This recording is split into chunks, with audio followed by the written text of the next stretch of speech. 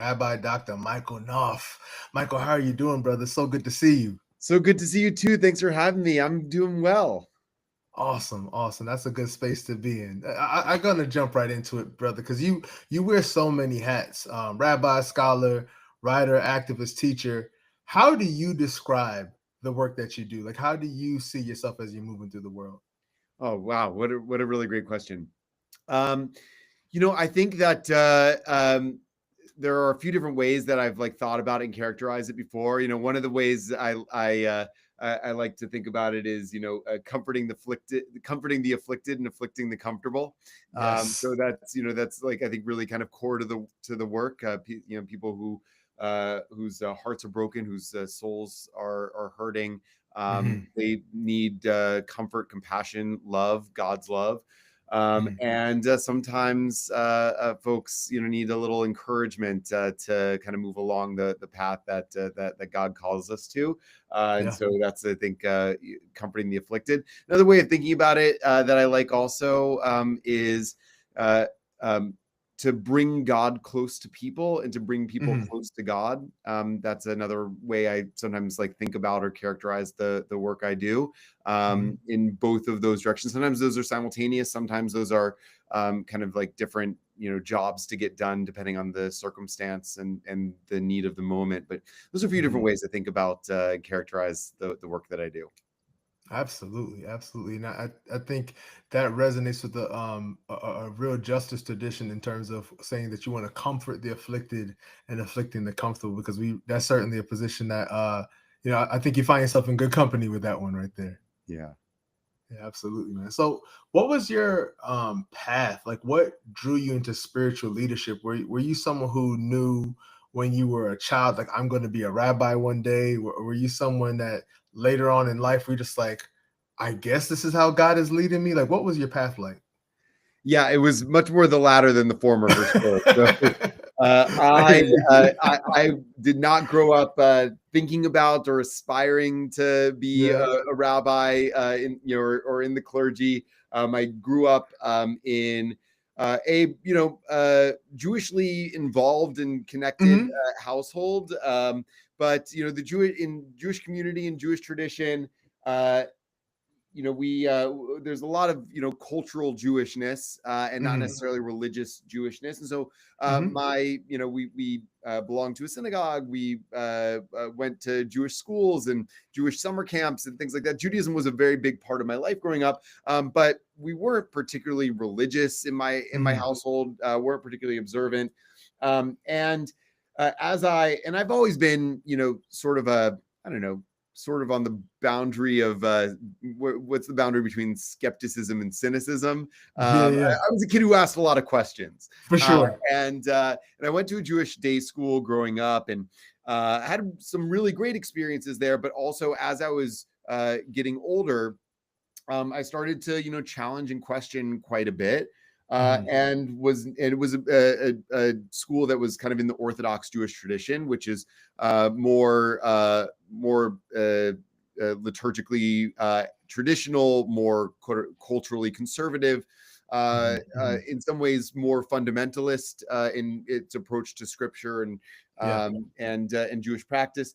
And I would learn in science about, say, the dinosaurs or the Big Bang or things like that. And Right. then I would go and ask my Judaic studies teachers about those things. And, they would say things like, well, God placed dinosaur fossils in the earth to test our faith that the world is actually 6,000 years old, as the Jewish Oh tradition wow. teaches, Yeah. right? Yeah. So Yeah. I started to say, as I was in, my like tweens and early teens, that like, if that's Hmm. what Judaism, if that's what religious Judaism was, then I didn't really want to be a part of it. And meanwhile, as I was, uh, in that stage of life, Hmm.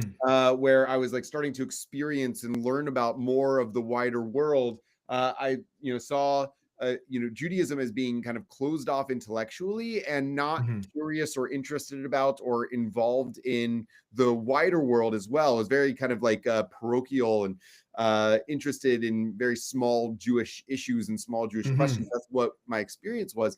And so by the time I was in high school, or by the time I was preparing to go to high school, I made my parents promise me that they wouldn't make me go to the Jewish high school where my older sister was going. Come on. And then ended up going to a non-Jewish high school, not a public school, but a prep school in the Atlanta area. And it was a much bigger school, much more diverse school than I'd ever been a part of.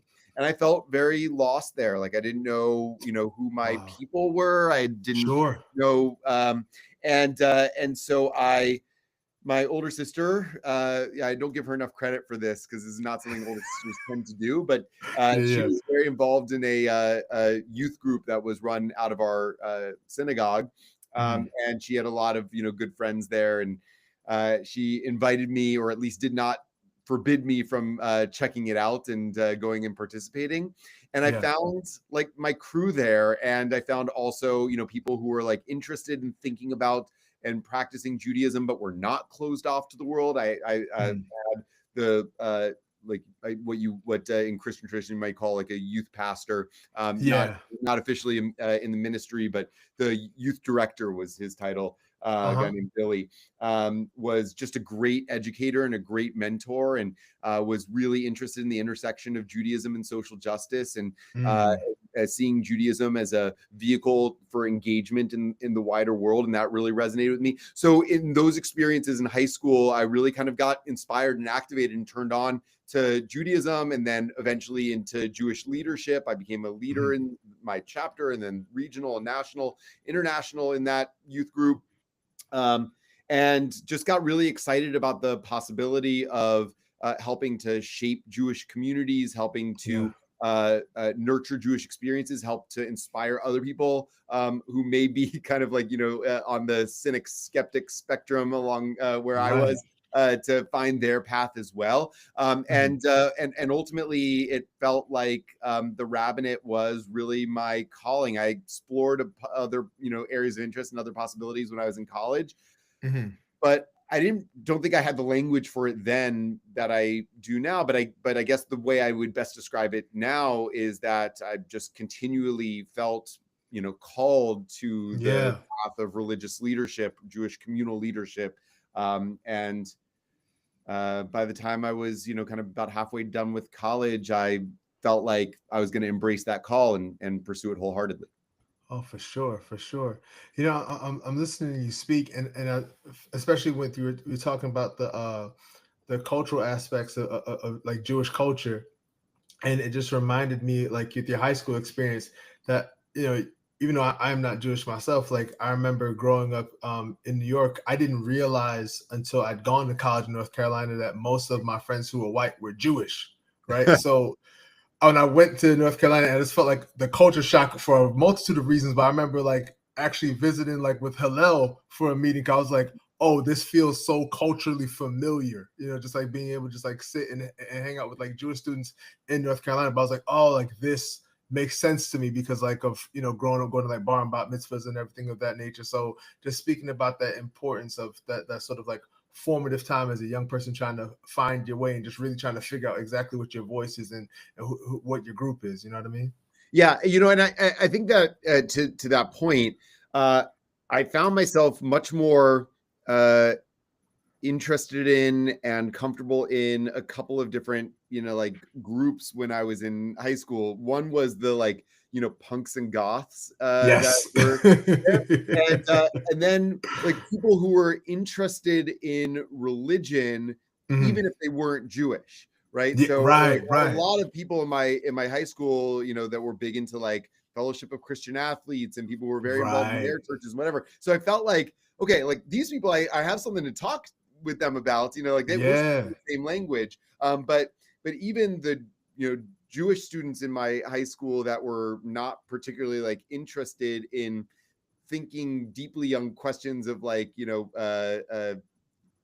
God and faith and I didn't know I was interested in those questions until I started to like be engaged in those conversations, to be out of a space where I was reacting, I don't know. I was being like, maybe it's just I'm a contrarian is another way. Like, Yeah, people talking about faith in God all the time. I didn't really want to have those conversations. But when I was out of it, like I found myself gravitating to those yeah. people.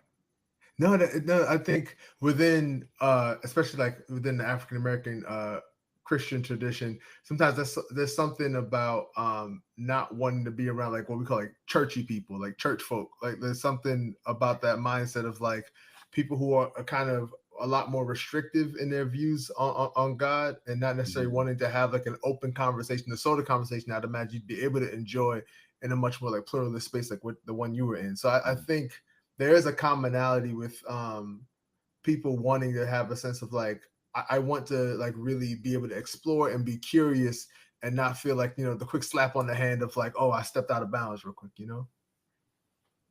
Yeah. So talk to me a bit about your work engages so much both within Jewish tradition but also within progressive values. Like how do you walk that line, do that dance, or is it a dance at all? Is it just something that flows naturally in terms of being able to hold reverence for the tradition while also pursuing justice and transformation? It's a really good question. I mean, so it's something that I think about a lot. And I sometimes don't know where my Jewish values end and my progressive values begin. I'm Hmm. not sure I could go back in time and disentangle and unpack, which came first, right? Was I Right. kind of oriented toward the world in a way that leads me to, more progressive politics or liberal politics, Yeah. and then I bring that lens to Judaism, or the other way around, right? Is that, or, these ideas and ideals very present within Jewish tradition, and that's Hmm. what has kind of guided me on that path. I think it's probably something of a combination of both For of them, sure. right? That I grew up in a community and in a tradition um, that were some of my most formative, not only Jewish experiences, but just experiences as a child were Mhm. centered around the celebration of Passover, right? And my Right. grand Right. I have very vivid memories. Some of my most cherished memories of my Jewish upbringing were the Passover Seder, the ritual meal that we have at the Hmm. beginning of Passover that we would have at my grandparents' house. My grandfather, great guy, he passed away now about 18 years ago, something like that. Hmm. It's been a while since he passed, but he was a psychologist and a World War II combat veteran. Hmm. And he would often, he was involved in democratic politics also, and Hmm. made a very explicit connection between the story of Passover and the experience of the Seder to what was going on in the Wow. world. The story of Passover is a liberation story. It's a redemption story. Absolutely. It's a social justice story. It's a story about the oppression of migrants and the oppression of the vulnerable. It's a story Hmm. about rejecting totalitarianism and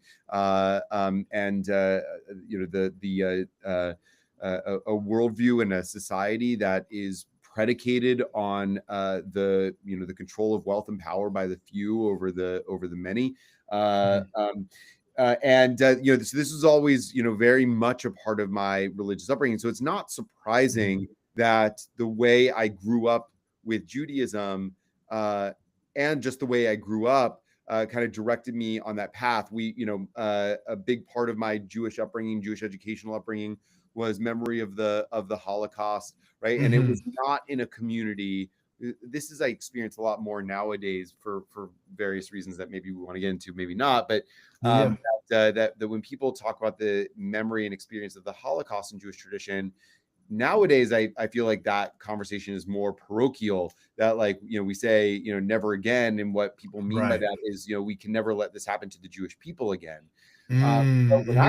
when I was growing up, I don't remember us talking about the Holocaust that way. Like we said Yeah. never again, and what we meant by that was that this is something that the Jewish people not only can never allow to happen to the Jewish people again, and that we have to remind Right. the world consistently can never happen to the Jewish people again, though we're constantly imperiled by it. But that also that the Jewish people has a responsibility to ensure that this doesn't happen to anybody else, anywhere else ever again. So that Yeah. was always part of my upbringing as well. So I don't know. I always grew up with a consciousness that what we might call progressive values were Mhm. deeply embedded in, and in many cases emerged from the Jewish tradition. Now, it's not a slam dunk. I think that it's possible to look within the vastness of Jewish tradition, even within the Bible itself, and Mhm. be able to, make an argument for a lot of different political positions.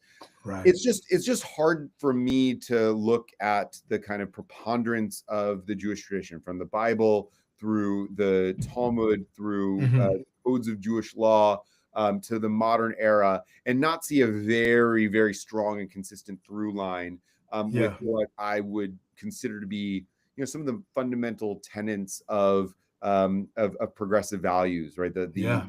The infinite and equal dignity of every single human being created in Right. God's image, the responsibility to create societies that reflect that ideal and that image, the importance of caring for and strengthening the Jewish community, and the power of the particularity of the Jewish people, but also that the mission of the Jewish people is greater than just the Jewish people themselves, that we Mhm. have a Mhm. responsibility not just to strengthen and defend the Jewish people, but also to repair the whole world.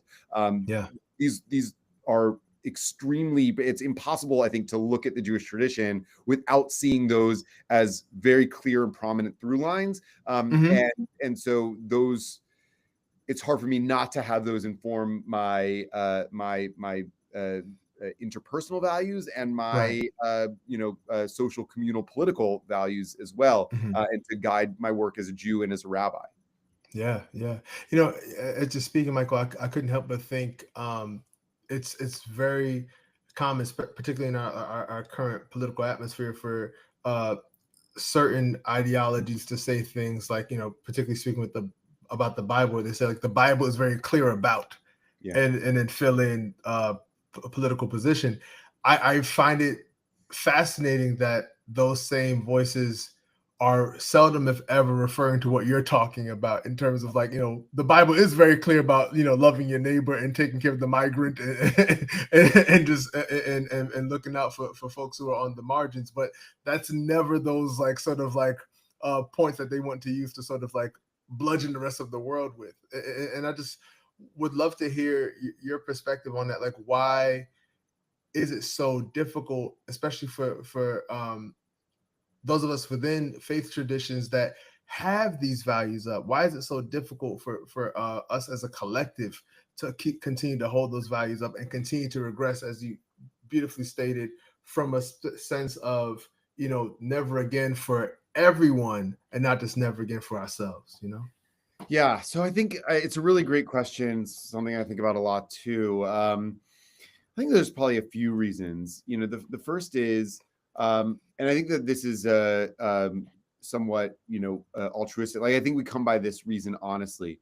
I Hmm. think that many of us, particularly those who have liberal values, are wary of the authority of religious tradition, and in particular, are uncertain about the authority that something like the Bible ought to have, Hmm. honor in our lives.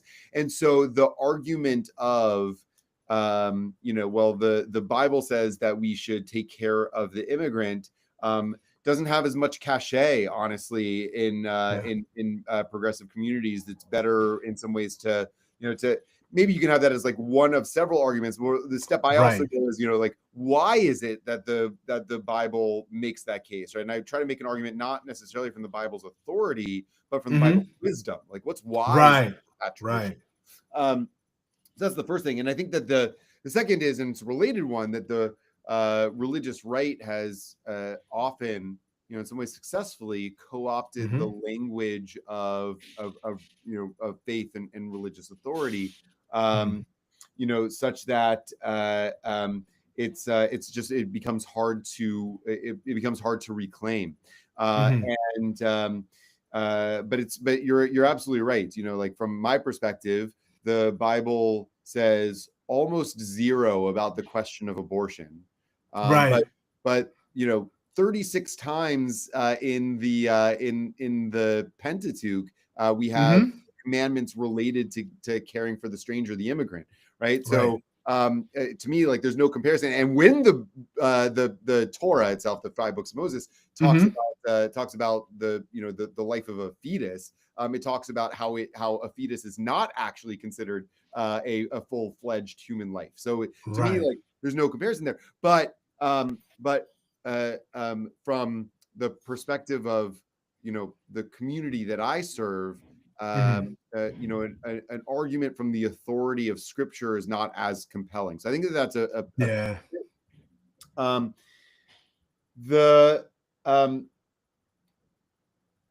the second is I think that religious communities, particularly progressive ones, honestly, like Mhm. we prize uh, pluralism. Like that's one of our core Mhm. values. Want to build a multi-ethnic, multiracial, pluralistic democracy, right? Our Right. ideal is some version of Dr. King's beloved community, Absolutely. which I think is just reflective of the Jewish ideal as well. Mhm. But that also means that we are building a community that is purposefully diverse, and Yeah. we want to say that your perspective on things, any person's given perspective on things, is not necessarily uh, uh, shouldn't exclude them from belonging and participation in the community. So I think that there's an altruistic perspective, but what it means is also then that there's a wariness, I think, in liberal communities of Mhm. taking firm stands on things that Mhm. might alienate people who don't see things quite that way. We're much more comfortable, having a conversation about things where multiple perspectives are raised, Mhm. than saying no. Like this is clear what our tradition says, Right. and there's a way also in which that's intellectually honest, right? Like Mhm. my tradition is and has always been multivocal. I mean, the Christian Yeah. tradition has that embedded in the sacred scriptures themselves, right? You have the Right. four gospels, four different perspectives on the same story. Precise. Judaism has that too in a lot of Mhm. different ways and shapes and forms. So to say, okay, Judaism says X about Y is almost Right. always not a complete picture, not a totally honest. Yeah.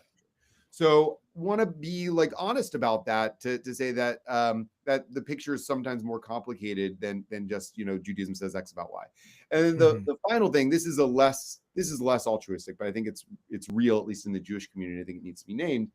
Mhm. Um, is religious life in America, in the Western world, generally speaking, in part, I think, because of the abuses of some of the like more fundamentalist wings of the Yeah. religious community, but not exclusively so. Right. Um, Religious life is imperiled, and I Mhm. know that my synagogue, is sort of like wants to hold on to those who choose to affiliate with our community Yeah. however we can. And that also Right. sometimes means trying to take a like more moderate stance on things, try to like hold a more moderate line on things so as not to Mhm. alienate people on either side. Now, the Exactly. problem, if there's problems with that, that's not necessarily the vantage point that I take to things, but it is Mhm. a reality that I think a lot of us grapple with, of like, how do you create, pluralistic, inclusive community? How do Mhm. you hold community together in ways that don't alienate people? And by the way, Mhm. like they're like, even if I'm not, holding um, the cynical line on that, to say like we don't have a lot of spaces nowadays that are deliberately ideologically diverse, Right. So right? real. And like, can we have that in a faith community? I think that there is something that's like really rich and beautiful about that, but it Mhm. does sometimes means that we're not as prepared to kind of like go to the mats in a very absolutist way about, Yeah. this is what Scripture says about this Mhm. issue, Mhm. and say if you don't agree with it, then this isn't the place for you. Um, Right. And I hear that because there's so much. I'm often in spaces where people talk about a purple church and like sort of the virtues of having a purple church, but I don't see it in the way that you're describing it, Michael. Where I have yet to be, and they may exist, but I have yet to be in a space where it's truly purple and the red and the blue are actually like engaging in each other. It's kind of like they tolerate each other at best, right? But there's not a real exchange or commerce of ideas.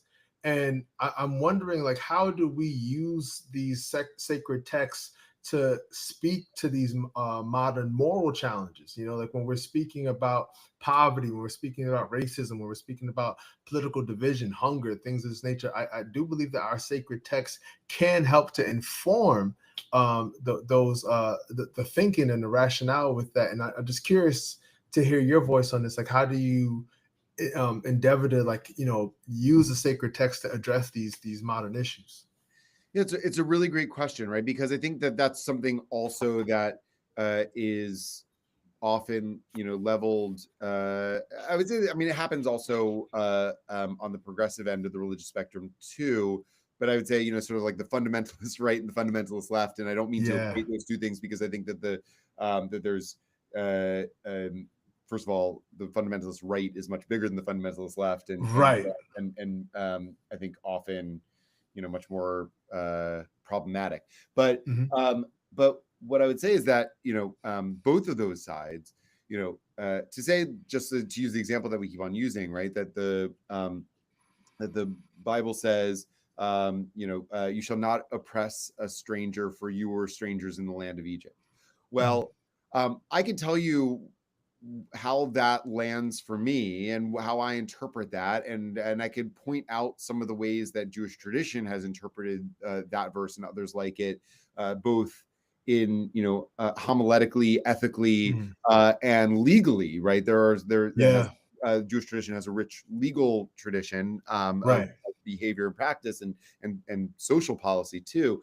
Hmm. Um, but those interpretations, first of all, are not necessarily singular, right? So there Hmm. are different rabbis over the course of history, and different voices from the tradition over the course of history that relate to those verses in different ways. I read those verses in different ways. I read those verses differently now than I may have, a decade ago. The Right. political realities, the social realities, the world we live in are different every time I Hmm. encounter those texts. And that's just me coming at it from my own limited perspective, right? I don't know. I'm not an immigration lawyer. I am not Yeah. somebody who works in an industry where they feel like their jobs have been imperiled by immigration, whatever it is. Hmm. Uh, Hmm. the language of what it means to mistreat or to oppress somebody is not very uh, like explicit in its definition inherently, right? So there are a lot of ways of looking at it. So what I think is richer is to be able to have a conversation. Now, you can't always do this, right? So I think that it sometimes is the preacher or the teacher in a religious community to say, this is the take that I'm going to give you, that is my perspective on this. I want to hear yours too, to be able to create settings in which those different perspectives can be explored, and to provide forums for different points of view to be articulated. Hmm. But that also doesn't mean, I think, being wishy-washy about our values and beliefs too. I mean, I think, like, at some level, there has to be a sense of, okay, like, this is what we're going to say is the communal consensus, even if it's not uniform, about how we interpret this value and where it Right. ranks in the, our sense of the hierarchy of Jewish values, and therefore also what we're going to do about it, right? So just Hmm. using this same example, right, we may have congregants in my community who read and interpret that passage in different ways, or apply it to the current context in different ways. Absolutely. But we also have, I think, enough of a consensus within our community that okay, among the values that we claim as Jewish and American Jewish values, that is a high one. Collectively, we have tended to interpret it in this particular way. And this is how that interpretation is manifesting in this moment. And we're going to do something about it in this moment that's in accordance with that, even if it's not uniform, right? And to say, you don't agree with how we're going about that, that's fine. Let's have a conversation about it. Point of view matters to me too. But also to not be able to say, well, we can't all decide on it, so we're not going to do anything about it. I don't think that that's the stance of the Jewish community. The Jewish either. There's like one other thing I'll just say. I've been rambling about this for a bit, but there's this great passage in the Talmud that I love. The Talmud is the compilation of Jewish law and lore that was compiled around the 6th century before the Common Era in modern day Iraq, or what's today Iraq.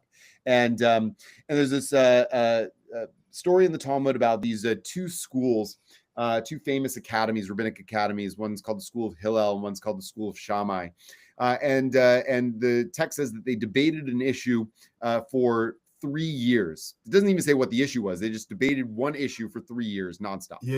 And eventually, a voice calls out from heaven saying, these and these are the words of the living God, and the law follows the School of Hillel. So what I take for that to mean is that both perspectives have, equal validity. Like they could you could argue both of them and say, like, this is a godly perspective and this is a godly perspective. Right. But ultimately, there is communal normativity, even if there's not unanimity, right? So there is like, okay, but practically speaking, we're going to follow this one because otherwise we won't know what to do. And so then the text says, well, okay, if both of them are godly perspectives, then why does the law follow the School of Hillel? And the answer there is, I think, also really interesting. It's because the School of Hillel had a reputation for kindness and modesty, and they would learn deeply not only their own perspective but the perspective of the other school, and they would even give priority to the perspective of the other school versus their own. Wow. And so that is like also like a hermeneutic for being able to determine, okay, even though we could argue that there are multiple valid perspectives on a given issue, we can arrive at a communal, normative communal practice or approach to it. But the way we'll do that is by deeply honoring the other side, by learning as much as we can from the other side, by learning it so much that we're able to teach it ourselves, right? And by approaching everything with a lens of kindness and intellectual humility.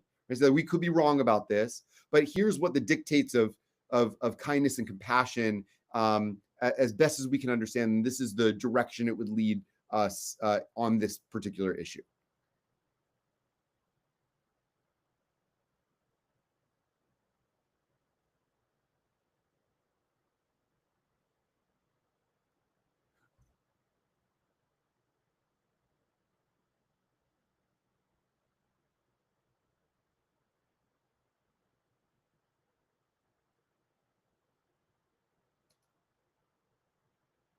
I'm having trouble hearing you.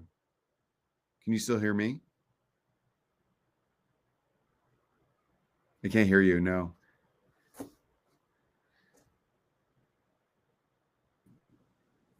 Oh. Yeah, now I can hear you. Okay, yeah, I had to change my microphone, so I'm just going to bring us right back into it. Sure, sorry about that. All right, all good. All right. Let's see.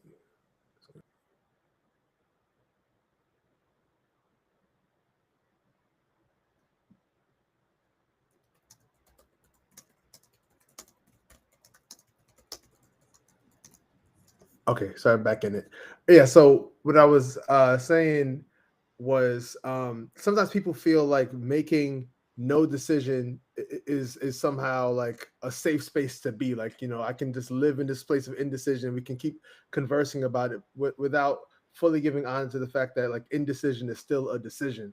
And I think especially with that beautiful story from the Talmud, like there are so many instances where we can study what we know really, really well, but it's just as important, if not even more important, to understand what other schools of thought are so that we can make a decision for the whole community. So it's not just about, forcing my way on everyone else, but really having a sense of like understanding and having that hermeneutic of kindness and a desire to understand the other that's permeating all of it. So I really appreciated that story a lot. Right, and I think that that is one of the things that's so missing in our in our world, in our time, is, I would have less of an issue with the sort of like fundamentalists on the religious right, who want to impose their understanding of scripture on the wider community, if they were willing to actually give any kind of like credence or recognition, respect to my own point of view, or and I don't think that that happens. I mean, I think it happens on the left too, but yeah. That's another thing that I wanted to say, going back to a previous question too, which is that the Jewish community, I think, is particularly wary of bringing, often, not always. I mean, there's a generalization, but a little wary of bringing Jewish religious arguments on issues into the public square because of our commitment to religious freedom and religious pluralism. Yeah. A gift to the Jewish people and the Jewish experience in America. And one of the things that like, there may be Jews who agree with the Christian rights perspective on abortion, say, right, but will oppose the Christian right on the question of abortion because they don't believe that the government should be in the business of legislating from within a particular religious tradition. Come on.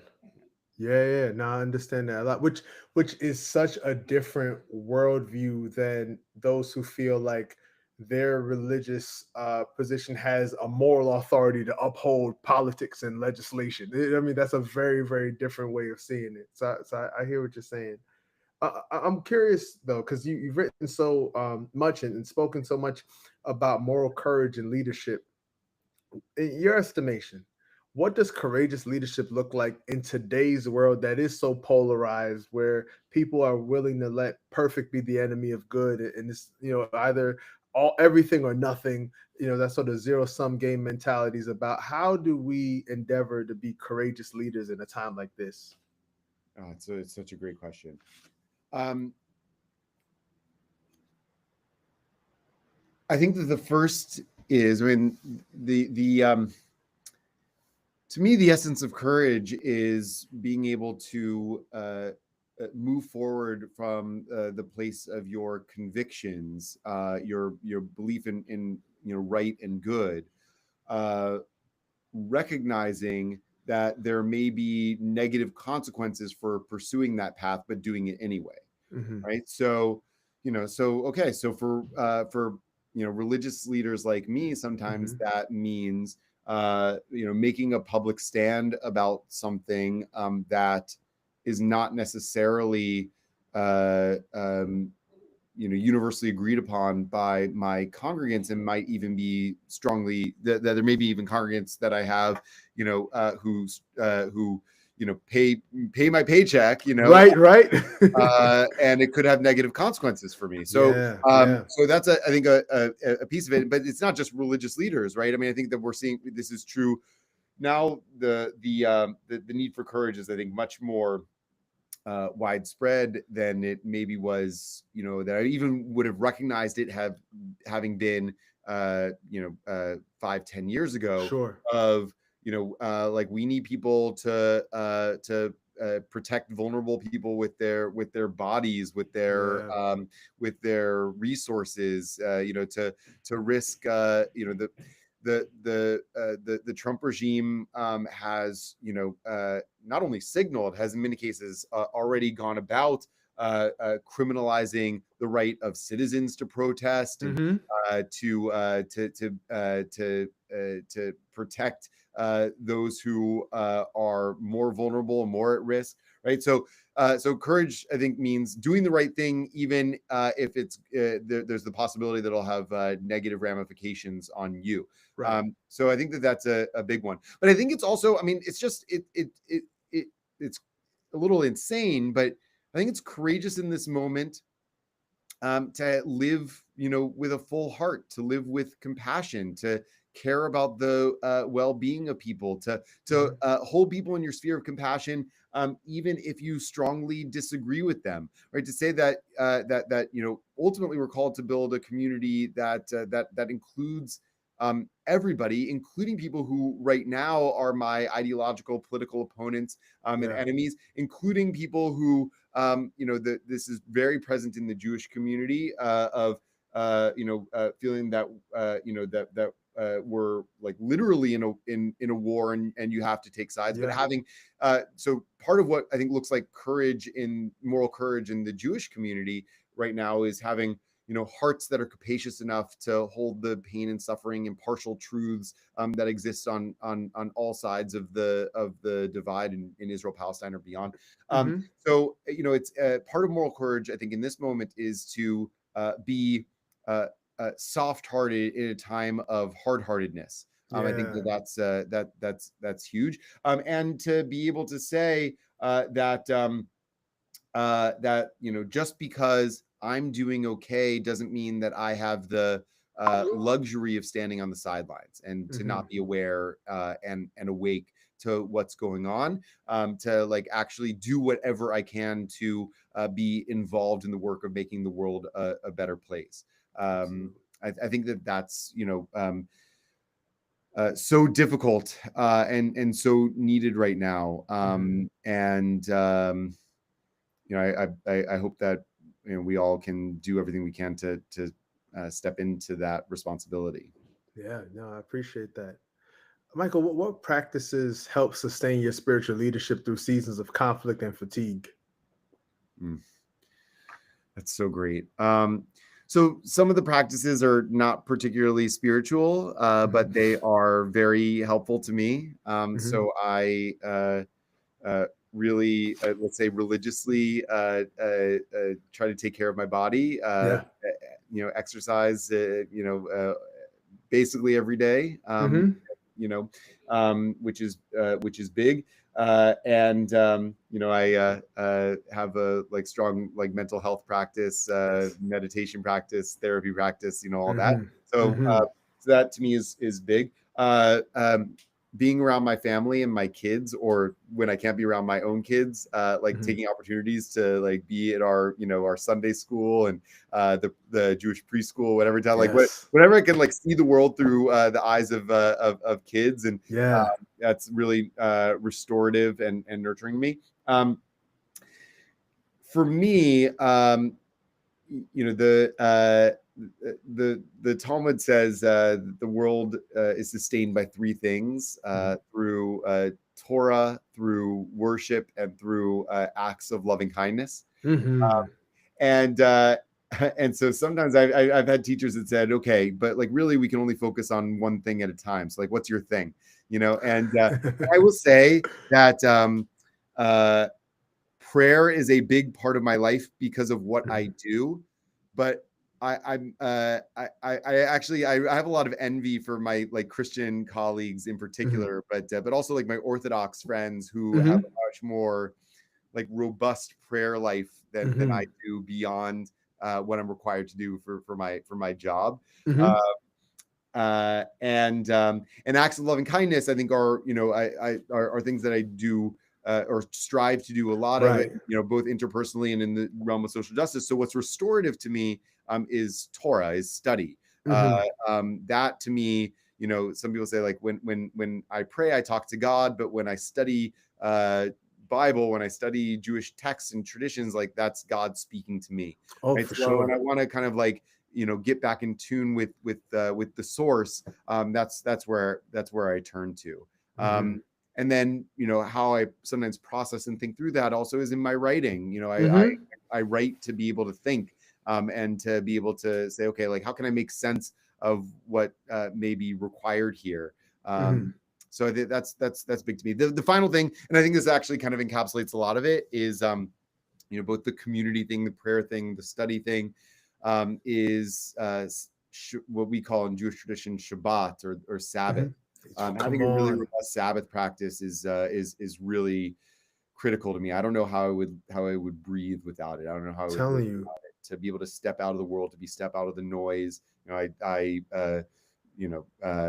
don't use technology really on the Sabbath, so I'm like not really following the news. I'm not listening to the political podcast that I listen to. You're just with community. You're just studying text. You're like having conversations. You're eating. It's and it's also in Jewish traditions a way of envisioning the world as it might be, as it ought to be. Right. Yeah.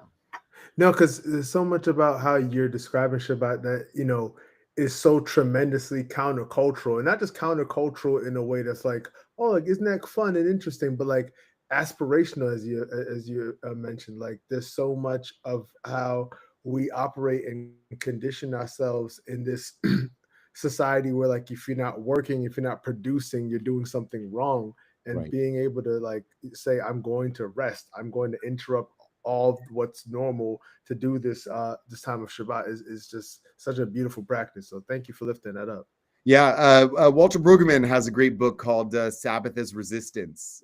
Which, yes, he does. Which is exactly what you're talking about. And I was one of the things that I encountered as a teenager that kind of turned me onto this path was Rabbi Abraham Joshua Heschel, and in particular his book The Sabbath, which it's a short book. If any of your listeners haven't had a chance to read it yet, it's it'll just carry you away. It's a beautiful book. But he talks about how especially modern life has been primarily about the dominance of space, and Jewish tradition is less about sanctifying space as it is about sanctifying time, right? And so the Sabbath is a way of having an armistice with the world, he says, right? Is a way of kind of laying down our weapons, to recognize our limited control,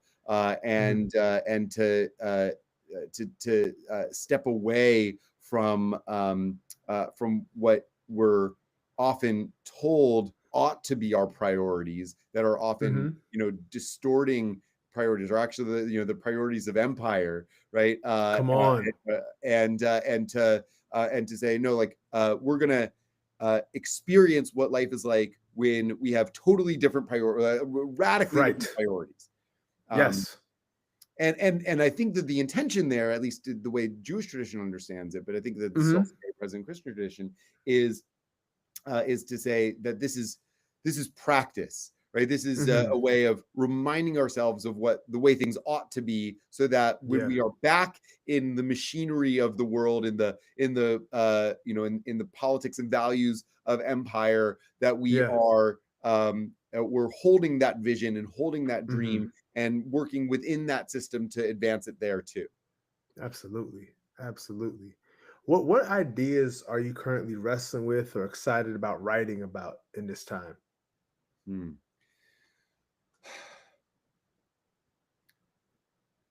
I think some of what we've talked about are really still intriguing me and challenging me, which is the relationship between political values or values as they're expressed in the current political climate and debates, and the tradition, right? So like in what ways can you separate out progressive values from Jewish values? I spoke to a colleague the other month in a related conversation, and he's a rabbi in Kentucky, and a progressive rabbi in Kentucky is not always an easy thing to be, but he says, like, listen, if I say that X, Y, and Z thing are emerged from Jewish tradition as core values, and those things happen to align with the policy platform of one party over Right. another. Right. That's not me being partisan. It just No. happens to be that the Jewish tradition is aligning in this direction. So, like, if Yes. you're not on that side and you want to, then you have to ask yourself, like, how Jewish are my politics? If I'm Yeah. Yeah. on that side. So, but thinking through that, I think it's a little bit more complicated than that, because Mhm. we don't approach our sacred texts and traditions as blank slates. We're Mhm. embedded in communities, we have histories, we have psychologies and personalities. So that's a challenge, and we live in, like I was saying before, we live in a pluralistic society, and it's, not just it is, but I think our one of the values I think that emerges from my tradition is that it ought to that's a good thing that we ought to Yeah. preserve. So thinking through navigating some of those questions is still significant to me. The big one for me at the moment is thinking about the place of Zionism and the state of Israel in my own theology and my own Right. Jewish life and practice, how it manifests in the Jewish community, Mhm. what the state of Israel like means, it signifies for the Jewish people and in the world, how that squares up with the reality of the existence of the state, and Mhm. uh, and what implications that has for Jewish tradition and faith moving forward. And there's Mhm. a lot of complicated thinking around that within the Jewish community, certainly outside the Jewish community, Mhm. and a lot of tension around that Yeah. within the Jewish community. And so something that I'm thinking a lot about, not necessarily talking and writing a lot about at the moment, because Mhm. to takes a lot of moral courage Yes, it does. to speak outside the existing communal consensus within the Jewish community on Israel.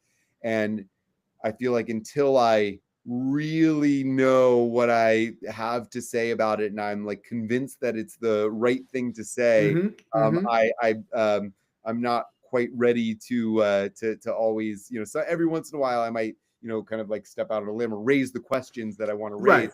Um, but I think I think the questions are sufficiently complicated, Yeah. and the issues on the ground are sufficiently complicated, Mhm. that it calls for honest engagement, rather than like declarative statements. Yeah. And so that's what I'm kind of like wrestling with and trying to sort out at the moment. And I hear that for sure. I think that there's wisdom in really making sure that you're getting your message not only together in a way that you want it to be said, but also together in a way that it can actually be heard. Because, of That's right. course, when you're talking about something that is such a pain point and gets people so emotionally, like justifiably emotionally charged, you want to make sure you're saying it in a way that can actually get through all of that energy and that can actually be actionable. And I think there's wisdom in like sort of slowing yourself down and saying, how can I say this in the most effective way, rather than just getting caught up in our, sort of like the zeitgeist of saying, I have to have my answer yesterday. I'm late. Right. I should have said something already. Because that's when you actually say something that's far more harmful than silence, Right, that's right, and that's also I think one of the gifts of Shabbat too, right? Hmm.